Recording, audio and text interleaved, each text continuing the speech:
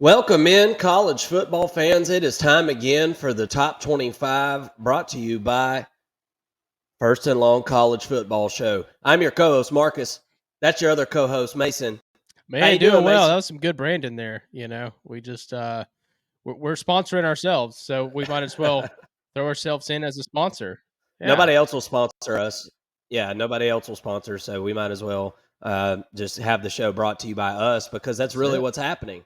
Um, and we're not ashamed to admit that. We're coming in here all ragged and worked to death. We've got 9 to 5s, man. So we're working 2 shifts here to make this happen and bring the college football to you guys. And today, what we're going to do is we're going to present our top 25. What we do is we each make our own top 25, add each team's ranking together, divide it by 2, and that's where we get these numbers right here. So we're going to reveal that in just a minute. But before we do, what I want to do is ask you to please subscribe to the video. Help us out. We're trying to grow this channel, and we're trying to make it a great place for college football fans to come and hang out. Because after all, that's all we are. Is just a couple of college football fanatics, and we ain't making no money off of doing this. We're just out here having a good time, and we hope that you will come and join us for that good time. Because college football is a place for everybody to congregate from all different walks and circles, and that's one of our favorite things about the sport. And we hope that you'll share that with us. And if you can agree with that, go ahead and give us a thumbs up and a subscribe to the channel, and we'll keep bringing the content throughout the year. Um, the weekly top 25s, Mason, continue to be tough, really tough to gauge the second half of it. But I'm starting to have trouble deciphering in the top 10 at this point. I guess it gets a little bit easier week by week, but this is a tough year to figure out who's elite and who's pretending to be elite. Yeah, and I feel like this week definitely got harder than last week, and I think the week before that was even harder. So it definitely keeps getting more and more difficult to rank these teams. But yeah, the top 10 is shaping up, right? We kind of know who the contenders are, and really the top probably 13, 14, I guess you could say, are like really still in it, and we still have some questions to figure out.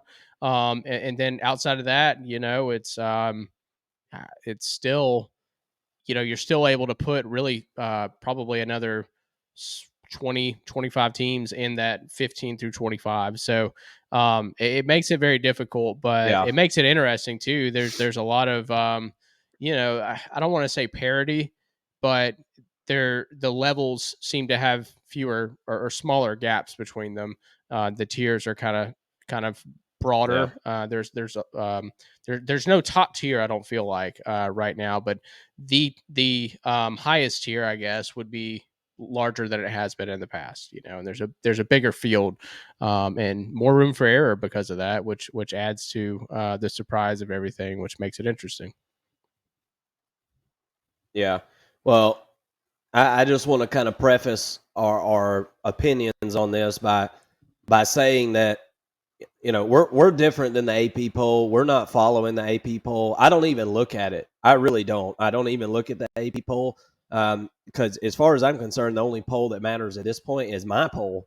And that's what I'm here to bring you all today is my thoughts on it. So there's definitely going to be differing opinions. I mean, me and Mason obviously don't even have the same exact top 25, and that's what makes college football so good. Is at this point in the season is very subjective, and what we thought last week is totally different than what we think this week. So, if your team is not where you think they are, let me know in the comment section where you think they should be, and give me a good reason, because I'd like to hear it. Because I just struggled with some of these teams, and I moved some a team down that obviously is pretty close to my heart. Actually, so close that it's right here on my chest. Um, you know, and but I'm trying to be as subjective as possible when doing this, and I'm trying to make sure that I'm not putting any of my preseason bias into these things, because at this point, there's teams that have really built a resume that deserve a high ranking, and they deserve to be over some of these teams that haven't played anybody, or when they have played somebody, haven't looked that great, just to be honest with you. So without further ado, let's put the top 25. Let's take a look here at what we've got. At number 25, we got the Fresno State Bulldogs. They are undefeated 5-0. 24, we got the Louisville Cardinals. 23, we got Kansas State. 22, Maryland. And 21, Texas A&M. So without going to the next group there yet, let's kind of look at these teams right here.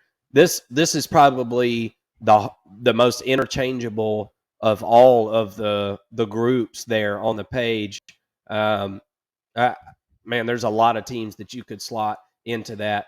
I really like the trajectory of Texas A&M right now. It seems like they're really trending in the right direction. I thought Max Johnson came in and added a spark, and I think they stand a really, really good chance of going, or excuse me, hosting. It's It's at in Kyle A&M, Field this right? week. Okay, so they're going to be hosting Bama, and man, that's always a close game. But I think this matchup this year is pretty dang good as far as in Texas A&M's favor. Maryland is undefeated. At this point they have to be in there, right? Kansas State has lost to Missouri, and that's it by a 61-yard field goal. We feel like Kansas State has got a very talented offense with a defense that is probably coming along. Louisville's got a big matchup this week. They're undefeated. So it's kind of we're at a point where the undefeated teams have got to be sliding in the top 25, because there's getting to be less and less of them. Yeah. And of this list, I look at, the tough matches coming up, right?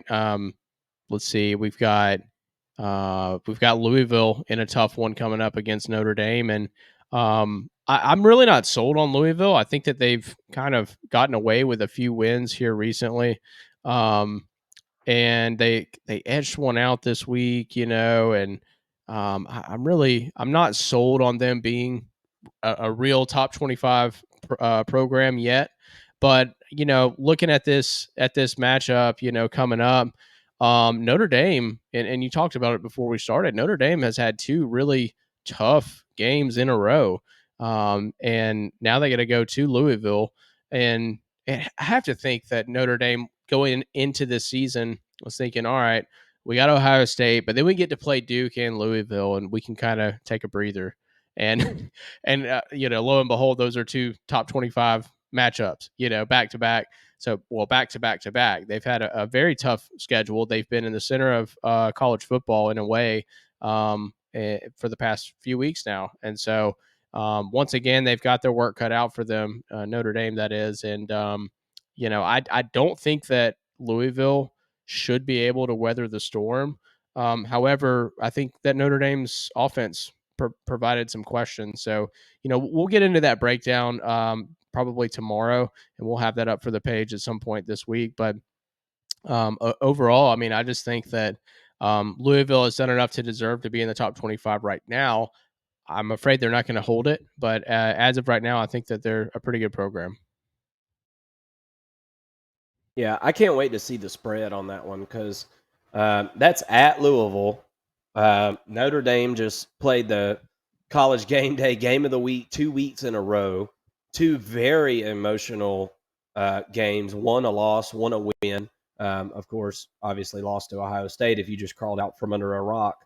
I can't wait to see that spread, man, because Looks like it's Notre Dame minus 6.5. I understand. Okay. And I haven't even dove into the spreads yet this week. It's been such a busy week, but typically I would have already probably bet on some games, but I'm a little weary after last week after the spreads bit me over their knee and just beat my little bottom got blue. Both of us pretty hard. So got us pretty good. But No, there has to be something to be said for Notre Dame going through those emotional roller coasters of the last couple of weeks. I mean, we know damn well that takes a toll on a team, and I'm interested to see how they weather the storm. And I believe they've got a defensive player that is going to have to miss the first half of that game. One of their better defensive players. I can't remember his name. Notre Dame doesn't put their names on the backs of their jerseys, which I think is the dumbest thing ever. So I know people I know their numbers there, and I don't know all of their names, but they've got a matchup ahead of them this week for sure, and we'll break that one down further. And I'm going to need to look into the numbers and things. So let's move on up into the next bracket of teams here. Oregon State and Kentucky are both tied at 19. And again, we have ties in our top 25. And at the end of the year, we'll do some tiebreaker stuff, and we'll make sure we don't have ties, whenever it gets down to the very end of the year. But right now, we've got ties because of the way that we figure out who's ranked what, which I explained earlier in the video. But um, Oregon State and Kentucky tied at 19, Missouri 18, Ole Miss 17, and North Carolina 16. Look, Ole Miss crawls on up because they scored 55 points on LSU to beat LSU last week. As you see, LSU is no longer in our top 25, and obviously they can't be. They've got 2 losses at this point. So Ole Miss slides up, and really makes everybody slide up on this list that was in the below number 10. But Missouri continues to do their thing. Kentucky just absolutely walked one dry in Florida this past weekend. I mean, my goodness, Reverend Ray Davis Sr. Took them to church and baptized them in the holy water there Down by the in the river. Bluegrass State. So, RIP to the Florida Gators and Sunbelt Billy, because man alive, that was a beat down for the ages. I'll remember that one for a long time. Oregon State looking pretty good, right? I think this is a good spot for them. Washington State keeps on moving up, so that loss doesn't look bad at all. And North Carolina just keeps on doing their thing, and they're on a collision course with obviously several of these ACC teams. Does North Carolina have Notre Dame this year? Do you know? I'm I not sure. don't believe so. What do you think about this group? I want to look at North Carolina's Yeah. schedule real quick, and then we'll talk about it Well, I after you're mean, done. I look at North Carolina and I see a team that really hasn't been tested yet. They're 4-0. You know, I'm excited to see what they're able to put together this week against Syracuse, who is, a pretty good team. They were 4-0 prior to last week, but North Carolina. I mean, you would circle maybe the South Carolina game and say, yeah, that's a pretty good win, but it's really not. After South Carolina's season has gotten started, I mean, they beat them handedly, 31-17, but then they struggled with App State once again, only won by 6 points there. Minnesota, 31-13, not bad. And then Pitt, week before last, they won 41-24. They're coming off a bye week, and now they've got Syracuse coming in. So I'm excited to see them get a little bit of a challenge, and they're kind of getting into the tougher part of their schedule. The back half certainly harder, but let's see what Drake May can do. Let's see what this offense can do. They really haven't scored as much as I thought that they would against these opponents, averaging, I guess it looks like right around 35 points a game. But I'm expecting a little bit of an uptick in the games moving forward. Ole Miss, I don't really believe that Ole Miss is that great. I think that their defense is dreadful, and they got a really good win against LSU last week. So they deserve to be in the top 25. let's kind of see how this one plays out. Maybe they gain some momentum and become a pretty good team again. But I'll be excited to watch them in this SEC West race. Then Missouri, they've got a challenge with LSU coming up this week, but at this point they're 5-0, and already I think at their win total for the season. At I want to say it was like 5 or 5.5 wins, so they're already right at that point. And they certainly can beat LSU. If you're thinking that LSU is just gonna walk the dog against Mizzou, I think you're mistaken. This game is in Como, and I think that Missouri's got an identity on both sides of the football that I don't feel like LSU really has. LSU's been up and down, so you really never know what to expect. I could see LSU putting up 63 this week, and I could see LSU putting up 36 and getting beat 41-36.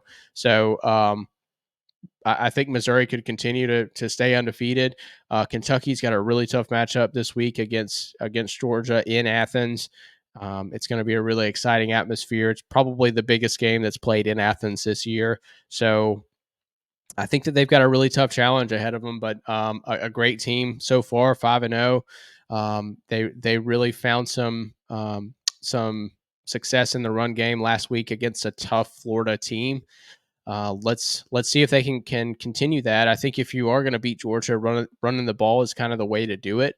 They're pretty thin up front, I would say, and not as talented as they have been in the past with Jalen Carter and Jordan Davis. So maybe that's the right recipe for success against Georgia, and maybe Kentucky's able to find that. And then lastly, with Oregon State, they put together a really successful week this past week, following up 2 weeks where I was a little bit down on them, honestly. And now we see Wazoo, who's at number 13 for us, like you said.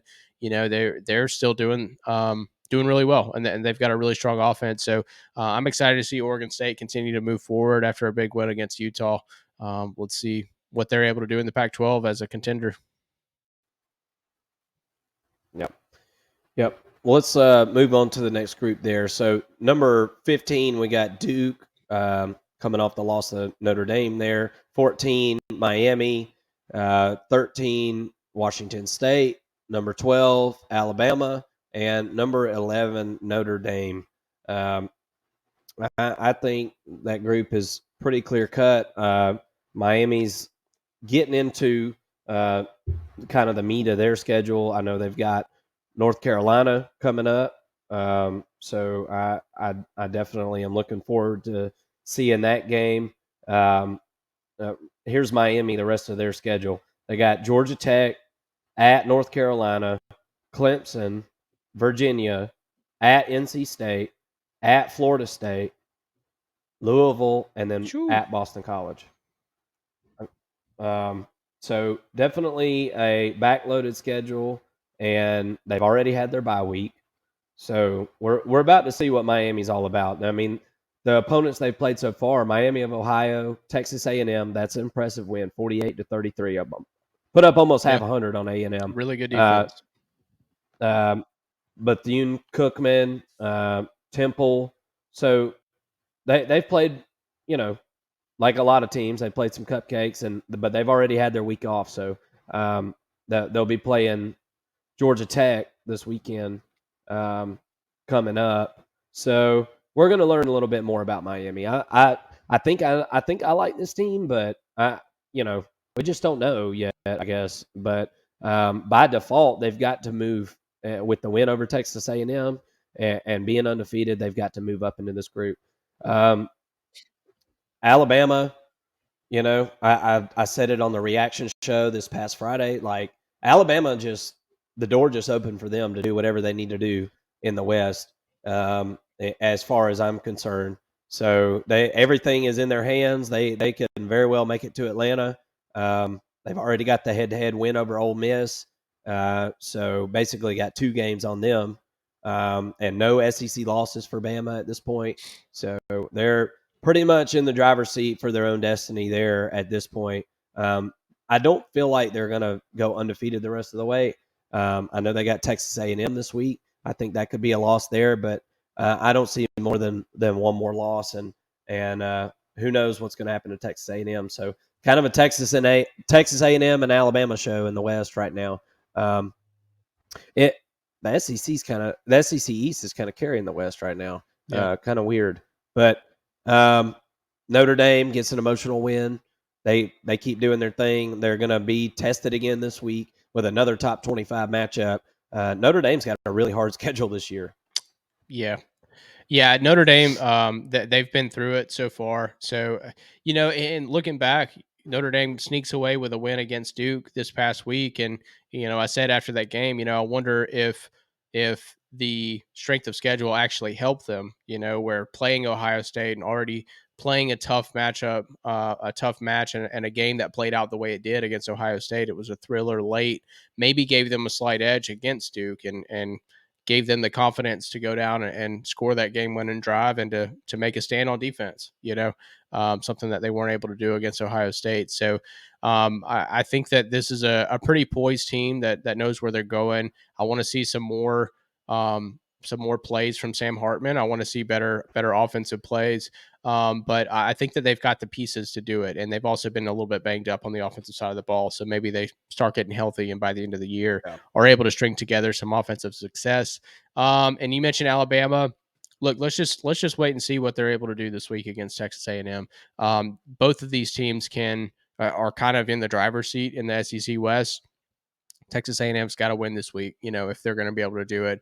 But Alabama's, I think that they're figuring out their identity, on offense, and it's to run the ball, whether it's 1st and 10 or it's 3rd and 10, we're running the ball. That's what Alabama wants to do.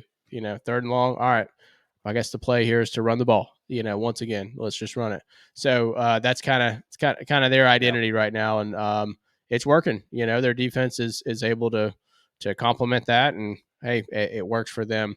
Washington State had a bye week this week, but I'm anxious to watch them against UCLA and face another tough defense, and let's see if this offense can keep it up and keep passing the ball for 400 plus yards a game. They're an exciting offense to watch. I think that at some point somebody's going to get them, but I don't know if it's going to be UCLA this week. So I kind of I think that they're going to continue to stay undefeated. And then Miami, another team that I believe had a bye this past week, if I'm not mistaken. But they've got Georgia Tech this week. They're favored by like 3 touchdowns. Don't think much is going to move there, and excited to see them get into the strength of their schedule. Then you got Duke at 15, who's going to be without Riley Leonard for a little bit. I wonder if they're going to be able to hold up while they're waiting to get him back, because he certainly is the offense, and the team kind of has an identity around him. So I'm kind of hoping that they can hold on and plug the holes until he's able to return, start winning them some football games. But they've certainly turned this team around. Mike Elko certainly has turned this team around the past 2 seasons, and now they're a top 15 team, and I don't think anybody's batting an eye at that. Yeah, so let's talk about Duke for just a second before we move on. So they are actually off this weekend, so that's timely, right? And then they've got NC State. Look, NC State's not very. I don't think they're very good. Brendan Armstrong has struggled mightily this year, so I think that Duke defense might be able to strangle them just into submission. But then on the 21st, you go to Florida State. So that'll be a tough one there. And then to follow that up, you got to go to Louisville, and then you'll come home. You got Wake Forest, at North Carolina, at Virginia, Pitt. So you got at FSU, at Louisville, and then at North Carolina left.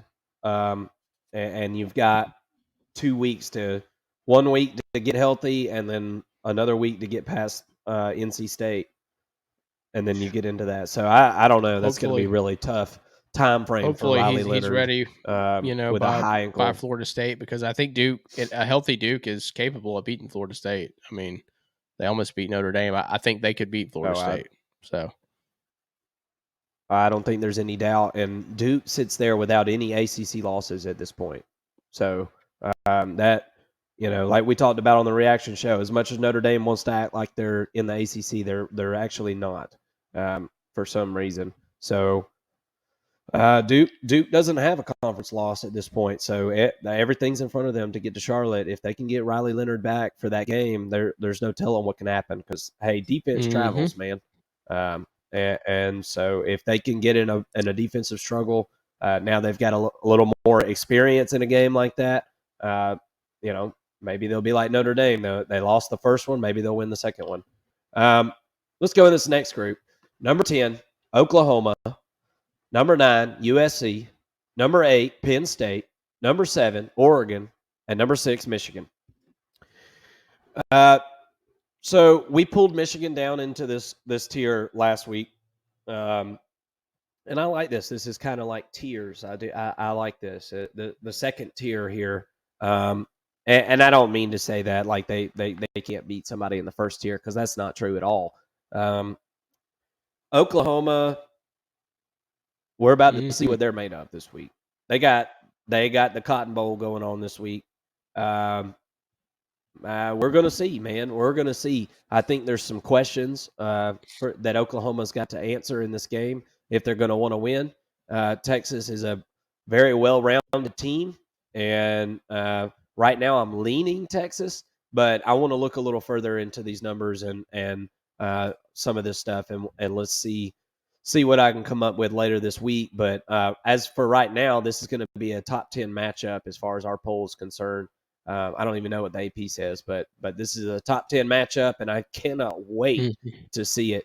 USC, they're not, as far as I'm concerned, they're going to stay right there until, they got to prove it to me that they can beat a really good team, because they got some tough matchups coming up with teams that are much more well-rounded than they are. I'm interested to see how that goes for them, because this is a team that only uses one side of the ball, and that's why they're where they're at. And after trying to give away the game at the end there to Colorado, they're right around the number 9. I can't remember where we had them last week. I don't know if they moved up or down, but they were right around there in that area. Penn State keeps doing their thing. They're going to keep moving up. They got big games at the end of the year, but Penn State just keeps on keeping on, and I think they're a really good team. Couple questions, offensive line. I want to see their offensive line get a push to run the ball, especially early in a game, and a go-to wide receiver I want to see as well. Oregon looks like one of the most well-rounded teams in the country. They played Colorado. I wouldn't consider that a marquee matchup, but we need to see a little bit from Oregon against one of these really good teams, and we are about to get it pretty soon. They're not. I don't think they're in a big matchup this week, are they, Mason? I don't remember seeing Oregon on that list. So I think it's another week, and they'll be getting on there. And then at number 6, we've got Michigan. Michigan, I thought looked a little bit better this past week. They came out and they didn't play with their food. They took care of Nebraska. Their schedule is backloaded, just like Penn State. Penn State is one of those opponents that they'll be playing, and really we're just kind of in wait and see mode. And if Michigan wins those last 2 of the last 3 games or whatever, the against Penn State, Ohio State, then they'll be number 1. There's no doubt about that at the end of the year. So, and this defense has looked very dominant. This past weekend was the first time that any opponent has been in a goal-to-go situation against this Michigan defense. So it was this is a very good team and a very talented team, as it has been the last couple of years. We'll see if it translates to wins at the end of the regular season, and then a possible win in the playoff. What do you think about this group here? Yeah, just to follow up with Michigan, since you're on that topic, I think that Michigan has pretty much done what we expected them to do,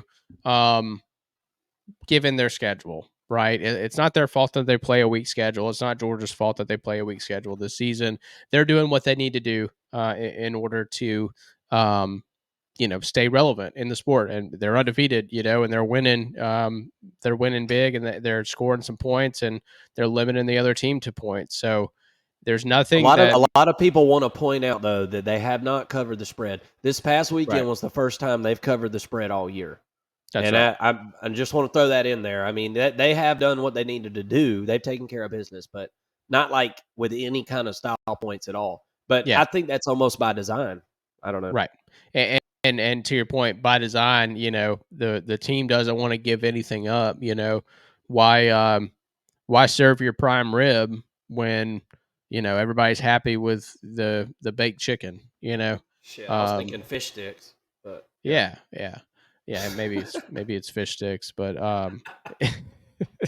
but yeah. So speaking of teams with weak schedules, so far Oklahoma really hasn't played anyone, and I think that hey, Georgia, Oklahoma, had they met in week 2, we wouldn't really be saying that, right?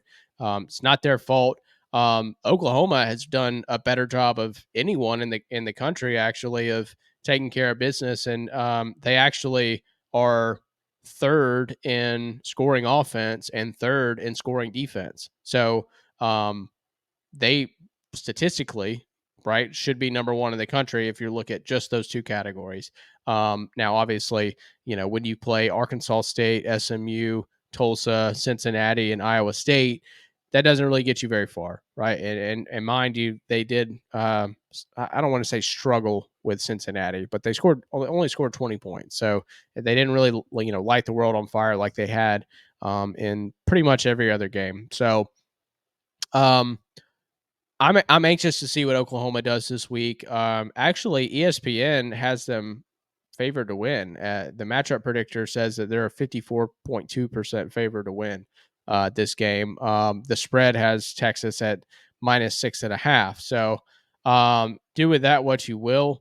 I'm not ready to pick that game yet, but I'm really excited to see what Oklahoma is able to do because I think that they've taken a huge step forward this year as opposed to last, and this is going to be their first test. And I don't know, it kind of brings me back to Notre Dame. They got tested with Oklahoma State or with Ohio State early, and then it ended up helping them seemingly in the Duke game where they had that experience. Well, maybe Texas, having this game against Alabama early helps them, against Oklahoma in a tight game. But either way, I think this is going to be a close matchup, and I'm really excited to see what Oklahoma is able to put on the field this weekend. USC, I don't know what to make of that game. That they were out big early, and you thought that they were gonna walk away with Colorado, and they really just took their foot off the gas on both sides of the ball, and let them come back and make it somewhat of a game. I don't know what to make of it. I think having them at 9 is pretty appropriate. They look like a very gettable team, and we'll just have to wait and see until they face a Oregon, a Washington, and some of those other tough teams out in the Pac-12 before we really know what's up with them. Penn State, they kind of keep chugging along. Had a pretty easy win against Northwestern. Battled some adversity in the first half and came out in the second half and just slammed the freaking door. And it was good to see them bounce back in that second half and look like a championship caliber program. And then lastly, with Oregon at 7, um, I, I can't help but feel like I'm too low on Oregon. I think that they keep coming out and dominating and dominating and dominating, and they're not getting enough. They're not being talked about enough. Perhaps the win against Colorado. When you compare it to USC's win against Colorado, maybe that was just a really freaking good win. I thought it was obviously a pretty complete game, but you know, Oregon to me is of the top 10, they probably seem like the most complete team on both sides of the football right now. Yeah. them and Texas. They're kind of the same sort of program there in how they're built right now. And I think that as Oregon faces some tougher competition, you're going to see them kind of move up into that top four.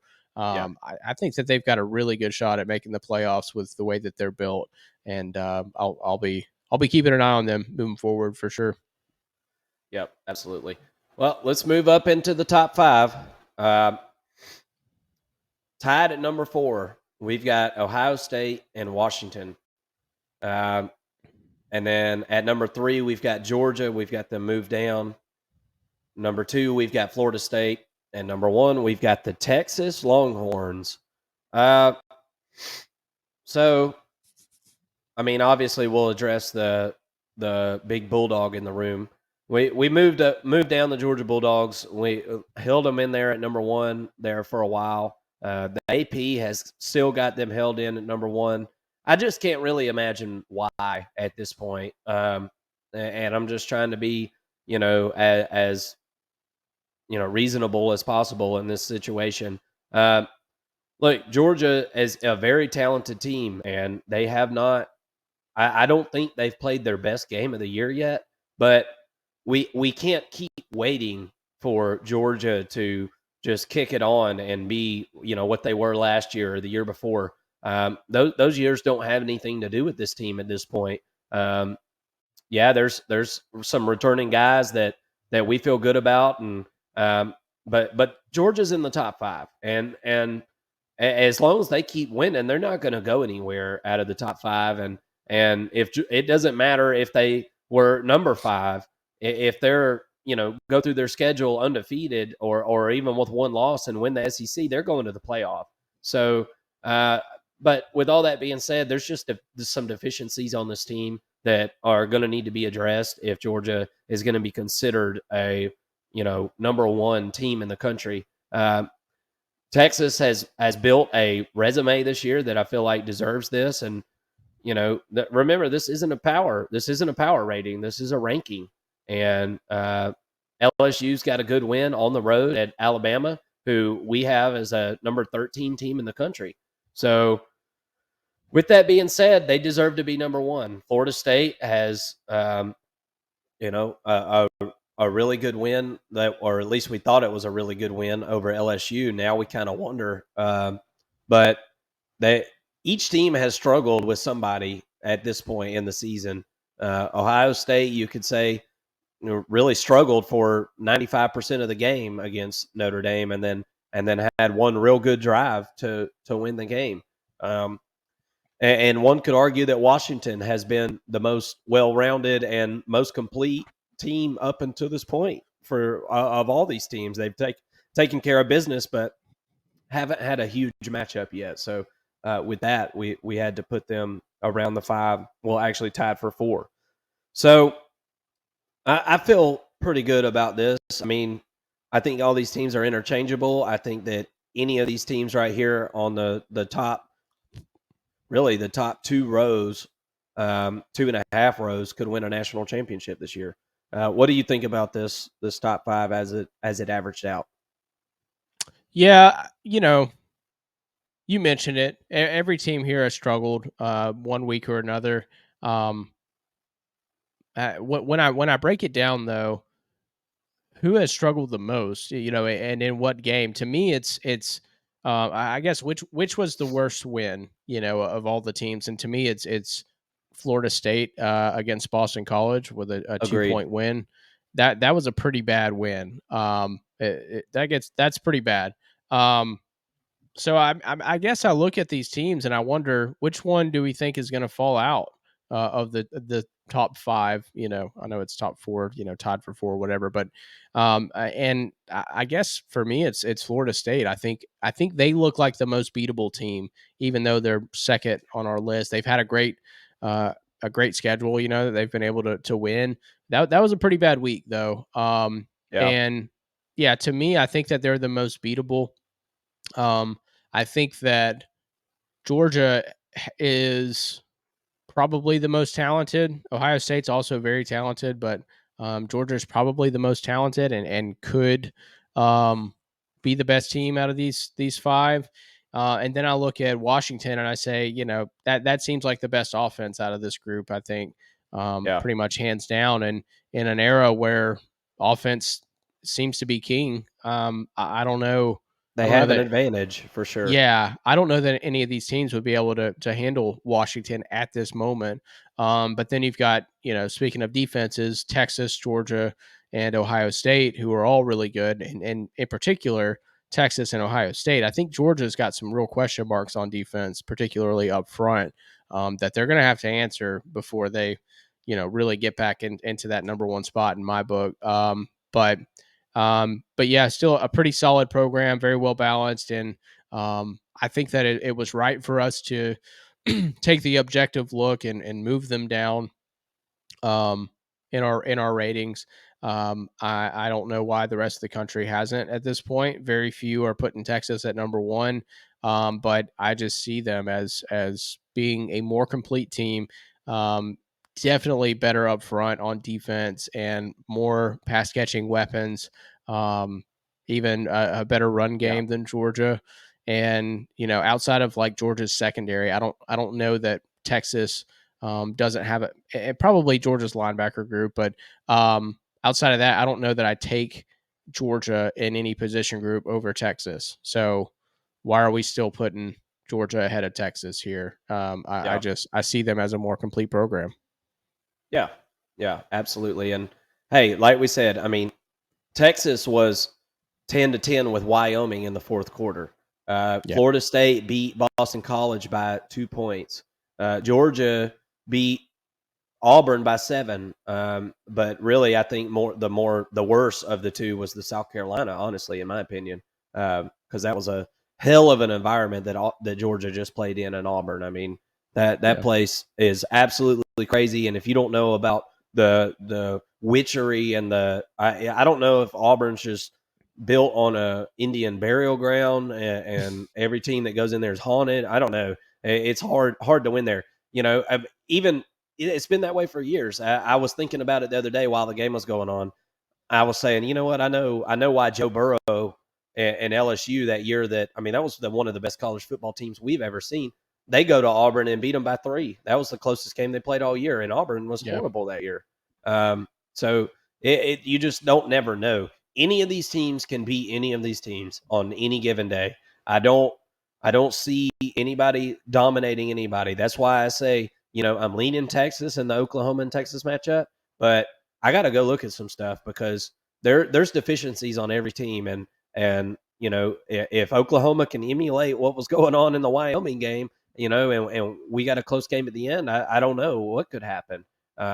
And there's still a little bit of guessing game out there, I think, on Oklahoma as far as what they can do at full throttle, as they haven't played, a big matchup yet. So we've got some questions that still need to be answered. That's for sure. I feel like we get a couple answers each week, and we got some newcomers to this list, and we'll see who makes it into week 7. But so we're going to be breaking these games down later this week.